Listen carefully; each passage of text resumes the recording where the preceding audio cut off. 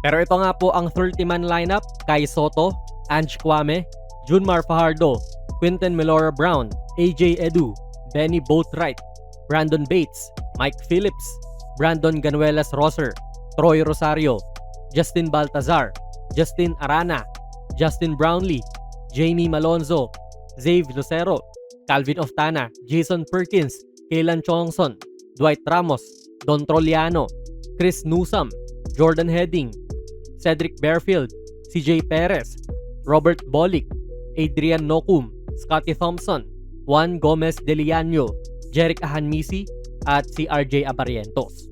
Kung akong tatanungin, apat ang pipiliin ko pong guards. Ang una ay si Cedric Bearfield na sa tingin ko ay ang isa sa pinaka-exciting na pangalan sa buong pool. Hindi man siya eligible para sa FIBA competitions para sa Gilas, eligible naman siya sa Asian Games. Kaya magandang pagkakataon ito para maipakita niya ang kanyang talento sa national team. Pa-experience siya sa NBA G League